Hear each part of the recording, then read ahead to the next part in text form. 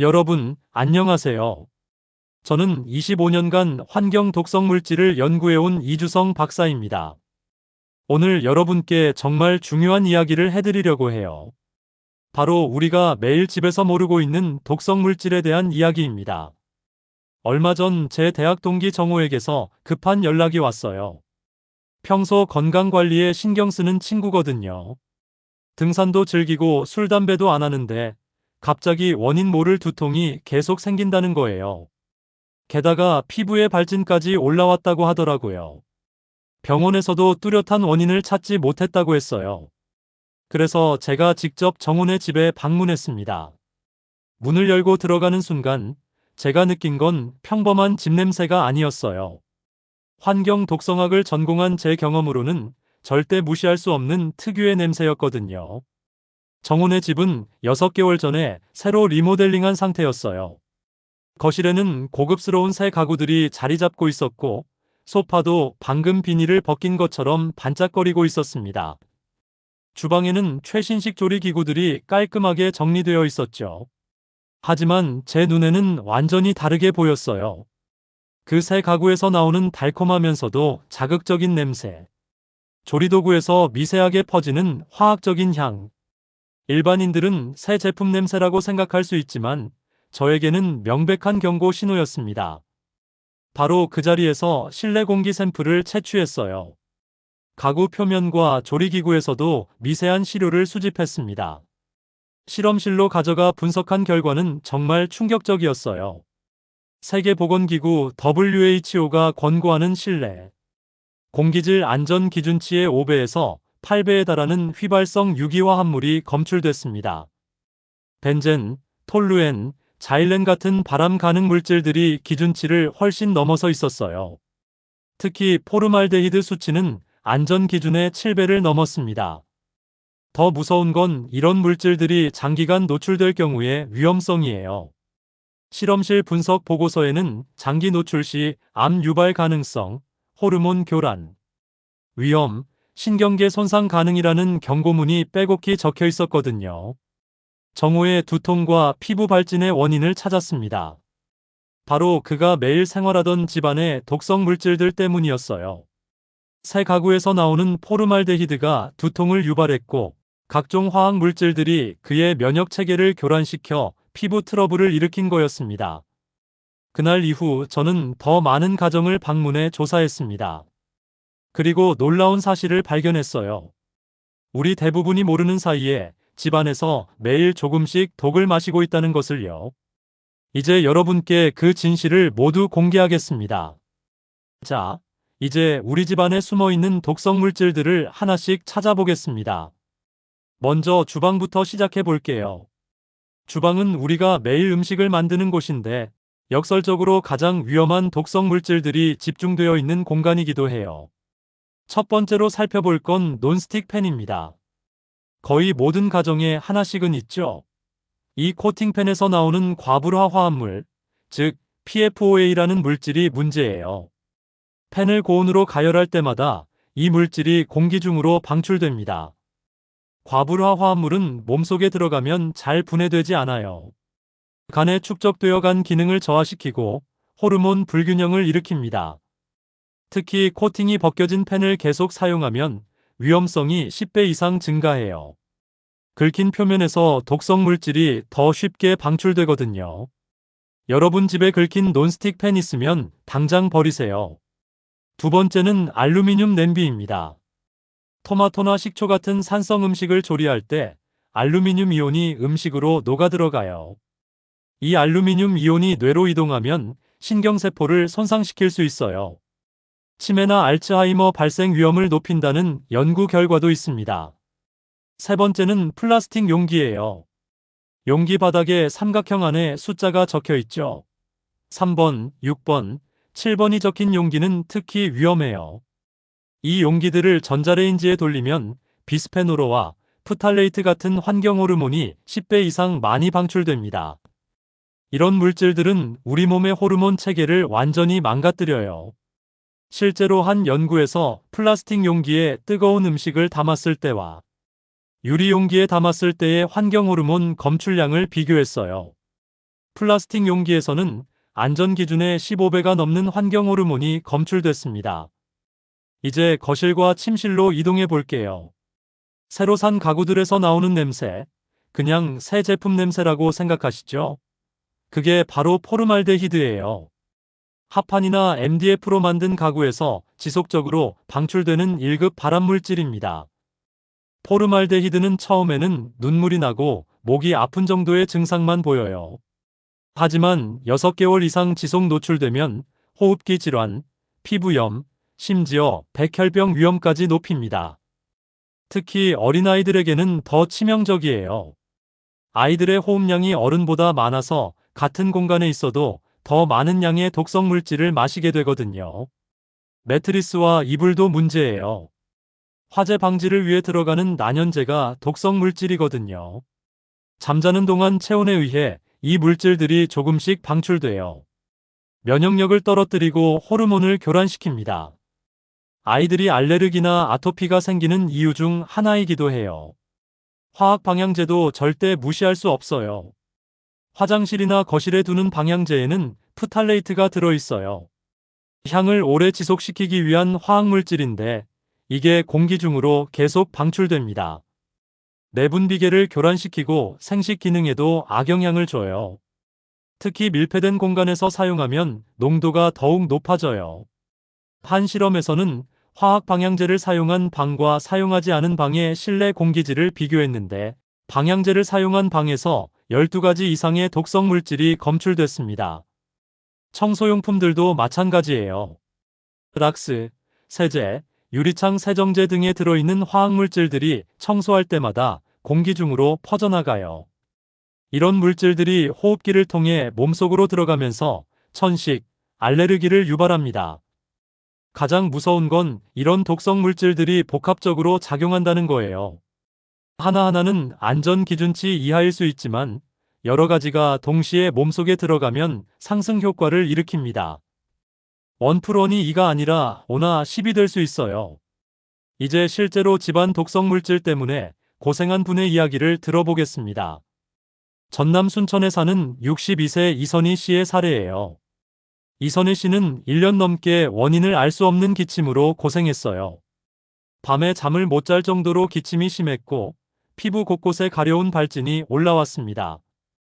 여러 병원을 다녀봤지만 특별한 원인을 찾지 못했어요. 알레르기 검사도 받고 폐 정밀 검사도 받았지만 모든 결과는 정상이었습니다. 의사들은 스트레스성이라고만 했어요. 하지만 이선희 씨는 확신했어요. 분명 집안에 원인이 있다고요. 제가 이선희 씨 집을 방문해서 조사한 결과 2가지 주요 원인을 발견했습니다. 첫 번째는 주방에서 10년 넘게 사용한 코팅팬이었어요. 코팅이 거의 다 벗겨져서 검은 바닥이 보일 정도였는데 이선희 씨는 아까워서 계속 사용하고 있었거든요. 이 팬에서 나오는 과불화 화합물과 중금속이 요리할 때마다 공기 중으로 퍼져나갔어요. 이선희 씨가 거의 매일 이 팬으로 요리했으니까 1년 넘게 독성 물질을 흡입한 거였습니다. 두 번째 원인은 거실과 침실에 놓아둔 합성 방향제였어요. 냄새 제거를 위해 여러 개를 동시에 사용하고 있었는데 이것들이 계속해서 화학물질을 방출하고 있었어요. 특히 침실 방향제는 잠자는 동안 8시간 내내 독성 물질을 마시게 만들고 있었습니다. 실내 공기 측정 결과 WHO 권고 기준의 4배가 넘는 휘발성 유기화합물이 검출됐어요. 특히 잠자는 침실의 수치가 가장 높았습니다. 이선희 씨의 기침과 피부 트러블의 명확한 원인이었어요.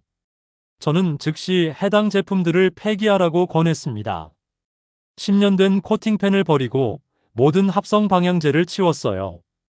그리고 매일 아침 저녁 30분씩 환기하도록 했습니다.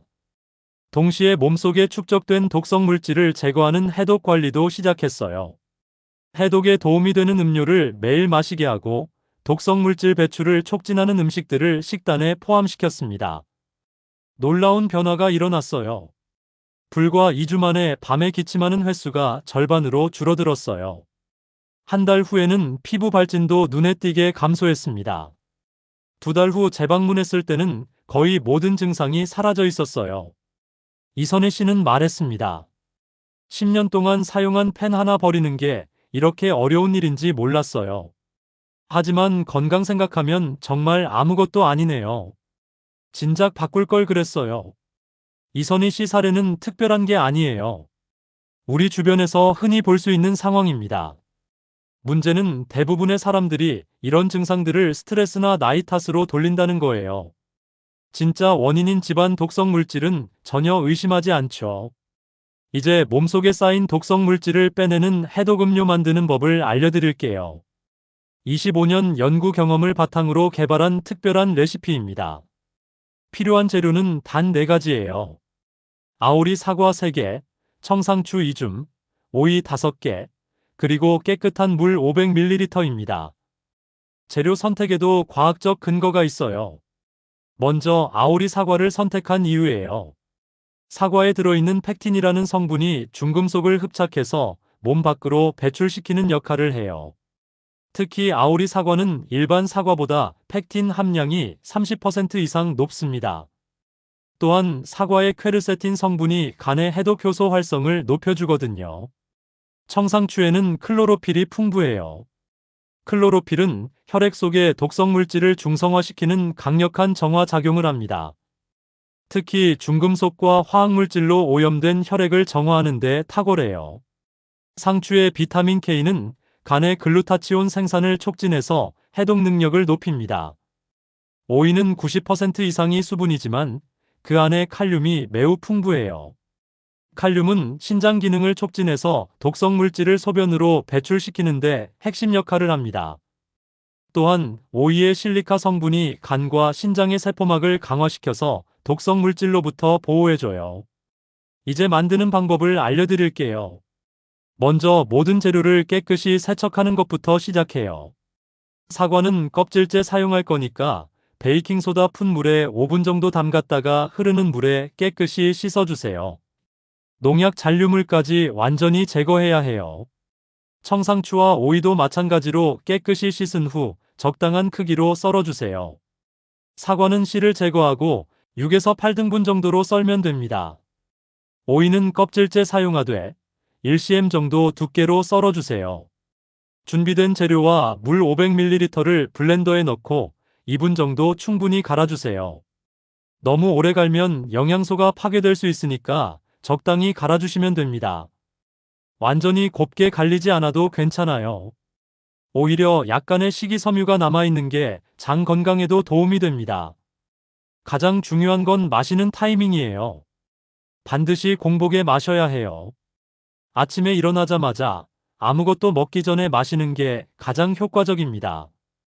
위가 비어있을 때 영양소 흡수율이 가장 높고 해독 성분들이 더 빠르게 혈액으로 이동해요. 만든 즉시 마시는 것도 중요해요. 시간이 지나면 비타민C 같은 수용성 비타민들이 파괴되고 효소 활성도 떨어집니다. 10분 이내에 다 마시는 걸 권해요. 21일간 지속해서 마셔야 효과를 볼 수 있어요. 왜 21일이냐고요? 우리 몸의 세포가 완전히 새롭게 교체되는 주기가 약 21일이거든요. 이 기간 동안 꾸준히 해독해야 몸속 독성 물질이 완전히 빠져나가요. 첫 주에는 소변색이 약간 진해질 수 있어요. 이건 독성 물질이 빠져나가는 정상적인 반응이니까 걱정하지 마세요. 2주째부터는 피부톤이 맑아지고 3주째에는 몸이 한결 가벼워지는 걸 느낄 수 있을 거예요. 주의사항도 있어요. 당뇨 환자는 사과 양을 절반으로 줄이세요. 신장 질환이 있는 분들은 오이 양을 조절해야 해요. 임산부나 수유부는 의사와 상의 후에 드시기 바랍니다. 해독 음료로 몸속 독성 물질을 빼내는 것도 중요하지만 더 중요한 건 새로운 독성 물질이 들어오는 것을 막는 거예요. 근본 원인을 차단해야 진정한 해결책이 될 수 있습니다. 가장 먼저 해야 할 일은 플라스틱 용기 점검이에요. 집에 있는 모든 플라스틱 용기를 뒤집어서 바닥을 확인하세요. 삼각형 안에 3번, 6번, 7번이 적혀 있는 용기는 당장 버리셔야 해요. 이 용기들은 환경 호르몬이 가장 많이 나오는 위험한 제품들입니다. 대신 유리 용기나 스테인리스 스틸 용기로 교체하세요. 초기 비용은 좀 들지만 건강을 생각하면 절대 아깝지 않은 투자예요. 유리용기는 화학물질이 전혀 방출되지 않고 스테인리스 스틸도 안전한 소재거든요. 특히 아이들 도시락통이나 물병은 더욱 신경 써야 해요. 아이들이 매일 사용하는 거니까요. 플라스틱 빨대 대신 스테인리스 스틸이나 실리콘 빨대를 사용하는 것도 좋은 방법입니다. 두 번째는 조리도구 교체예요. 코팅이 벗겨진 논스틱 팬은 즉시 교체하세요. 아까워서 계속 사용하다가는 건강을 잃을 수 있어요. 새 논스틱 팬을 사용할 때도 중간불 이하에서만 사용하고 공회전은 절대 시키지 마세요. 스테인리스 스틸이나 무쇠팬으로 바꾸는 걸 권해요.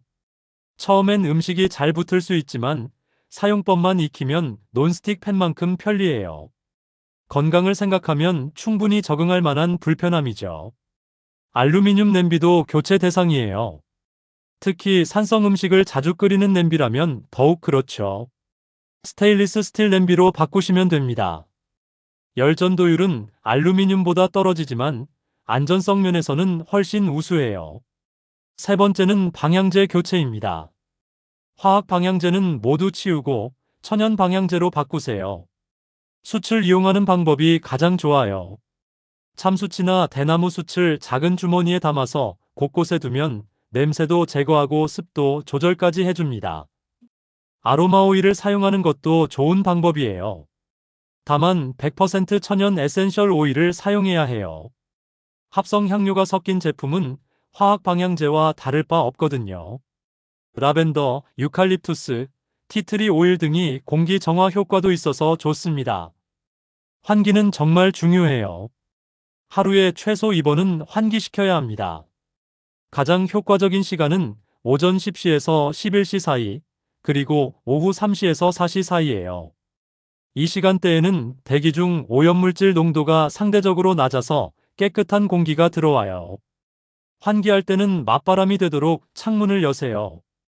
한쪽 창문만 열면 공기 순환이 잘 안 돼요. 가능하면 대각선 방향의 창문을 모두 열어서 공기가 잘 통하도록 하세요. 최소 30분은 환기해야 실내 독성물질 농도가 절반 이하로 떨어져요. 네 번째는 청소용품 바꾸기예요. 화학 세제 대신 천연 세제를 사용하세요. 베이킹소다와 구연산만 있어도 웬만한 청소는 다 할 수 있어요. 베이킹소다는 기름때 제거에, 구연산은 물때와 곰팡이 제거에 효과적입니다. 락스 대신 과탄산 나트륨을 사용하는 것도 좋아요. 표백 효과는 락스와 비슷하지만 독성이 훨씬 적거든요. 다만 뜨거운 물에 녹여서 사용해야 효과가 좋습니다. 다섯 번째는 공기정화 식물 기르기예요. 산세베리아, 스파티필름, 아레카야자 같은 식물들이 공기 중 독성 물질을 흡수해줘요. NASA에서 인정한 공기정화 식물들이니까 효과는 확실해요. 다만 식물만으로는 한계가 있어요. 보조적인 수단으로 활용하고 근본적인 오염원 제거가 우선되어야 합니다. 식물을 기르면서 동시에 독성 제품들을 하나씩 교체해 나가세요. 마지막으로 새 가구 구입할 때 주의사항이에요. 가능하면 원목 가구를 선택하고 합판 가구는 피하세요. 어쩔 수 없이 합판 가구를 사야 한다면 2형 등급 제품을 고르세요. 포르말데히드 방출량이 가장 적은 최고 등급입니다. 지금까지 말씀드린 내용들이 많아서 어디서부터 시작해야 할지 막막하실 거예요. 그래서 단계별로 실천할 수 있는 로드맵을 만들어 드렸습니다. 하나씩 천천히 따라하시면 돼요. 1단계는 집 안독성 제품 점검과 폐기예요. 이번 주말에 시간을 내서 집 전체를 한번 돌아보세요. 주방부터 시작하셔도 좋고 가족들이 가장 많은 시간을 보내는 거실부터 해도 됩니다. 주방에서는 먼저 플라스틱 용기들을 뒤집어서 바닥 번호를 확인하세요. 3번, 6번, 7번 용기는 종량제 봉투에 넣어서 버리시면 돼요. 그리고 코팅이 벗겨진 팬이나 오래된 알루미늄 냄비도 함께 정리하세요. 거실과 침실에서는 화학 방향제부터 치우세요. 플러그인 방향제, 스프레이 방향제, 고체 방향제 모두 다요. 그 다음에 새로 산 가구가 있다면 환기를 더 자주 시키시고 가능하면 잠시 다른 방에서 생활하는 것도 고려해 보세요. 2단계는 해독 음료 습관화예요. 1단계와 동시에 시작하시면 됩니다. 해독 음료는 21일간 꾸준히 마셔야 하니까 미리 재료를 충분히 준비해 두세요. 아오리 사과는 냉장고에 보관하면 일주일 정도는 신선하게 유지돼요. 매일 아침 일어나자마자 만들어서 마시는 걸 권해요. 처음에는 맛이 좀 이상할 수도 있지만 3, 4일 지나면 적응돼요. 오히려 몸이 가벼워지는 걸 느끼면서 자연스럽게 찾게 될 거예요. 3단계는 천연 대체제 도입이에요. 독성 제품들을 버린 자리에 안전한 제품들로 하나씩 채워나가세요. 급하게 한꺼번에 바꾸려고 하지 마시고 한 달에 두세 개씩 천천히 교체하시면 됩니다. 청소용품부터 바꾸는 걸 권해요. 베이킹소다, 구연산, 과탄산 나트륨만 있어도 웬만한 청소는 다 할 수 있거든요. 인터넷에서 천연 세제 만드는 법도 쉽게 찾을 수 있어요. 조리도구는 예산을 고려해서 우선순위를 정하세요. 가장 자주 사용하는 팬부터 바꾸시고 그 다음에 냄비, 용기 순서로 교체하시면 됩니다. 한 번에 다 바꾸려고 하면 부담스러우니까 몇 달에 걸쳐서 천천히 하세요. 공기정화 식물도 2단계에서 들여놓으시면 좋아요. 산세베리아나 스파티필름 같은 관리하기 쉬운 식물부터 시작하세요. 각 방에 하나씩만 두어도 공기질 개선에 도움이 됩니다. 실천하면서 중요한 건 완벽을 추구하지 않는 거예요. 100% 완벽하게 하려고 하다가 포기하는 것보다는 80%라도 꾸준히 실천하는 게 훨씬 낫습니다. 작은 변화라도 계속 쌓이면 큰 효과를 볼 수 있어요. 가족들의 협조도 필요해요. 혼자만 노력해서는 한계가 있거든요. 가족들에게 왜 이런 변화가 필요한지 설명하시고 함께 실천할 수 있도록 도움을 요청하세요. 특히 아이들이 있다면 더욱 적극적으로 참여하실 거예요. 변화의 효과를 느끼는 시기는 사람마다 다를 수 있어요. 빠르면 2주 안에 몸의 변화를 느낄 수 있고 늦어도 2개월 안에는 확실한 개선을 경험하실 거예요. 두통이나 피부 트러블이 줄어들고 전체적으로 컨디션이 좋아지는 걸 느끼실 수 있을 겁니다. 여러분, 오늘 긴 이야기 끝까지 들어주셔서 감사해요. 집안의 독성물질이라는 주제가 처음에는 무섭게 느껴지셨을 수도 있어요. 하지만 이제 해결책을 아시잖아요. 두려워할 필요 없습니다. 독은 눈에 보이지 않아요. 냄새도 잘 나지 않고 당장 큰 증상도 없어서 대부분 모르고 지나가죠. 하지만 매일매일 조금씩 우리 몸속에 쌓여가고 있어요. 5년, 10년 후에 큰 병이 되어서 나타날 수 있습니다. 다행히 지금이라도 늦지 않았어요. 오늘 당장 부엌 서랍을 열어보세요. 거실 곳곳에 놓인 제품들도 한번 살펴보세요. 플라스틱 용기 바닥의 숫자, 코팅이 벗겨진 펜, 화학 방향제들을 찾아보시면 됩니다. 작은 실천이 큰 변화를 만들어요. 오늘 하나를 바꾸고 내일 또 하나를 바꾸다 보면 한 달 후에는 완전히 다른 집이 될 거예요. 여러분과 가족의 건강은 여러분의 선택에서 시작됩니다. 건강한 집, 안전한 일상. 지금 시작하세요. 여러분이 할 수 있어요. 감사합니다.